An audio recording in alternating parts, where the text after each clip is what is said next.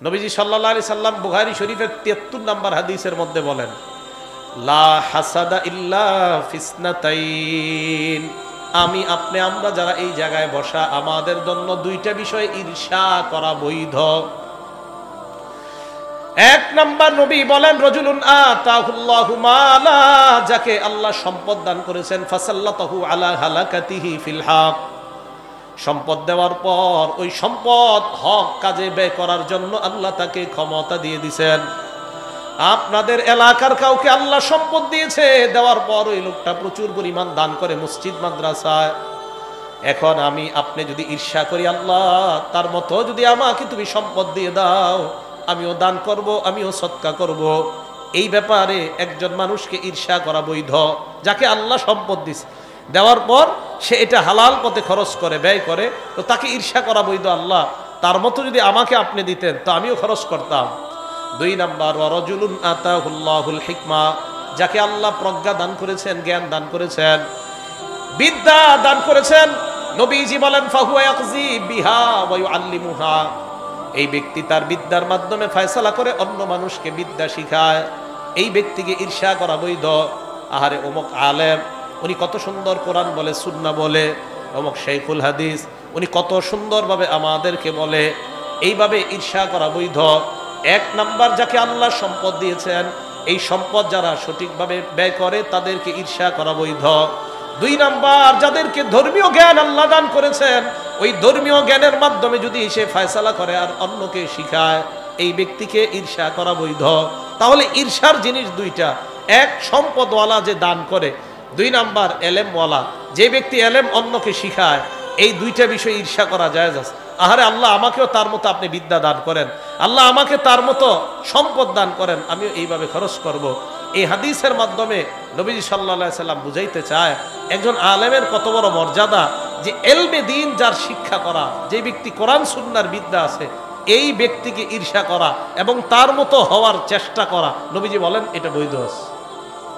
তাহলে বিদ্যার মূল্য আছে না নাই? আছে। আরেকটা হাদিস আমরা শুনি, এই হাদিসটা অনেক আশ্চর্যজনক হাদিস। আবু দাউদ শরীফের 3641 নম্বর হাদিস, মানে 3641। রাসূল করিম সাল্লাল্লাহু আলাইহি সাল্লামের এক সাহাবা নাম আবু দারদা রাদিয়াল্লাহু তাআলা আনহু। তো আবু দারদা রাদিয়াল্লাহু তাআলা উনি দামেস্কের মসজিদে বসা। এই জায়গাটা একটু মন দিয়ে শোনেন। মদিনা থেকে দামেস্ক প্রায় ১৫০০ মাইল দূরে। মদিনা থেকে দামেস্ক কয় হাজার মাইল দূরে? ১৫০০ মাইল। এই ১৫০০ মাইল কিভাবে? প্রায় ১৪০০ কিলোমিটারের উপরে মদিনা থেকে দামেস্কের দূরত্ব। নবীজির সাহাবা আবু দারদা রাদিয়াল্লাহু তাআলা আন দামেস্কের মসজিদে বসা। কাসির ইবনে কাইস নামে এক ব্যক্তি, উনি বলেন, কুনতু জালিসান মা আবি দারদা রাদিয়াল্লাহু তাআলা আন ফি মসজিদি দিমাশক, আমি নবীর সাহাবা আবু দারদা রাদিয়াল্লাহু তাআলা আনহুর সাথে দামেস্কের মসজিদের মধ্যে বসা। আবু দারদা রাদিয়াল্লাহু তাআলা আনহুর কাছে জাআহু রাজুলুন, এক ব্যক্তি আসছে, আসার পর কইয়া, আবু দারদা, হে নবীর সাহাবা আবু দারদা, ইন্নী জিতুকা মিন মদিনাতির রাসূল সাল্লাল্লাহু আলাইহি ওয়াসাল্লাম লিহাদিসিন বালাগানি আন্নাকা তুহাদ্দিসুহু আন রাসূলিল্লাহি সাল্লাল্লাহু আলাইহি ওয়াসাল্লাম। আমি সুদূর মদিনা থেকে আপনার কাছে দামেস্কে আসলাম, প্রায় ১৫০০ কিলোমিটার অতিক্রম করে মাত্র একটা হাদিস আপনার কাছে শিখতে আসলাম। কয়টা হাদিস? কয় হাজার মাইল? ১৫০০। এক হাদিস শিখতে। এই কথা বলার পর উনি বলেন, তুমি কি আসলে শুধু হাদিসের জন্য আসছো? তুমি কি কোনো ব্যবসা অথবা অন্য কোনো কাজে আসো না?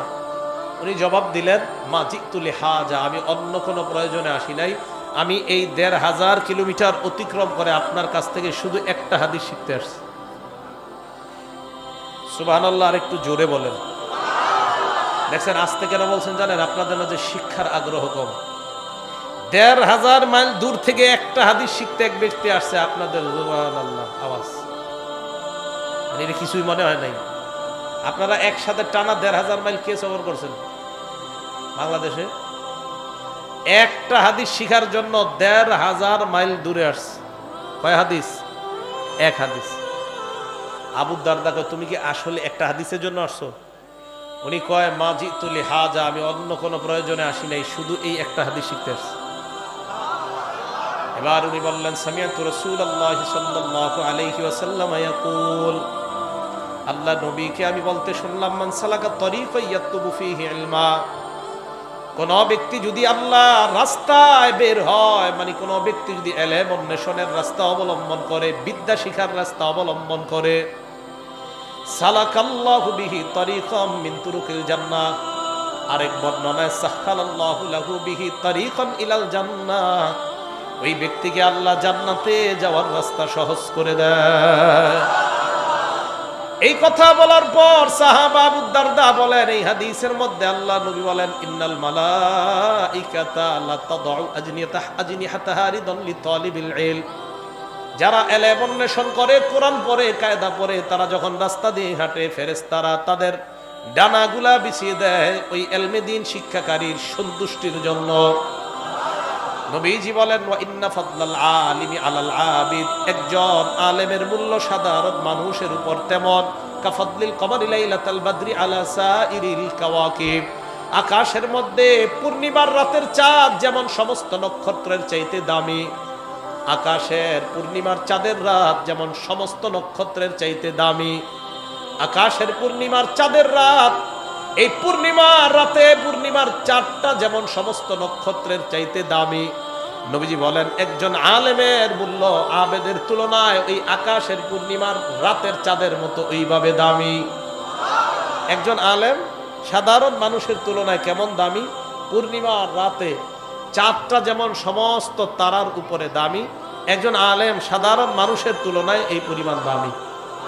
এবার নবীজি বলেন, ওয়া ইন্নাল আলিমা, একজন আলেমের জন্য লা ইস্তাগফিরু লাহু মান ফিস সামাওয়াতি ওয়া মান ফিল আরদ, আসমানের মধ্যে যারা আছে, জমিনের মধ্যে যারা আছে, সবাই একজন আলেমের জন্য আল্লাহর কাছে ক্ষমা প্রার্থনা করে। ওয়াল হিতানু ফি জাওফিল মা, পানির মাছ পর্যন্ত আলেমের জন্য বলে, আল্লাহ তুমি তাকে ক্ষমা করে দাও। মাছ বলে, আল্লাহ আপনি আলেমকে ক্ষমা করে দেন, আল্লাহ আপনি ইলম অন্বেষণকারীকে ক্ষমা করে দেন। এরপরে নবী বলেন, শোনো তোমরা, এই দুনিয়ার মধ্যে যারা আলেম, যারা কোরআন পড়ে, যারা হাদিস পড়ে, তারা আমি নবীর মিরাস, বন্টনকৃত মিরাসটা তারা পেয়েছে। সুবহানাল্লাহ। এটা কিভাবে? নবীজি সাল্লাল্লাহু আলাইহি সাল্লাম বলেন, দুনিয়ার মধ্যে যারা আলেম, ইন্নাল উলামা ওয়ারাসাতুল আম্বিয়া, উলামায়ে কেরাম হলেন নবীগণের ওয়ারিস। প্রশ্ন হয়ে যায়, নবীরা কিসের ওয়ারিস বানাইছেন?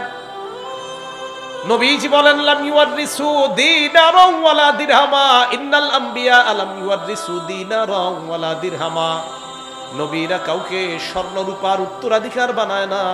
ওয়ার রাসূল ইলমা, নবীরা মানুষকে ইলমের উত্তরাধিকার বানায়। ফামান আখাযা, নবীর বন্টনকৃত মিরাস যারা পায়, নবীর বন্টন কোরআন, নবীর বন্টন সুন্নাহ, এটা যারা পায়, আখাযাহু বিহাজ্জিন ওয়াফির, তারা পরিপূর্ণ জিনিসটাই পেয়ে গেল। সুবহানাল্লাহ। তাহলে রাসূল করিম সাল্লাল্লাহু আলাইহি সাল্লাম বলে দিলেন, আমার বন্টনকৃত মিরাস এটা হলো কোরআন, এটা হলো সুন্নাহ।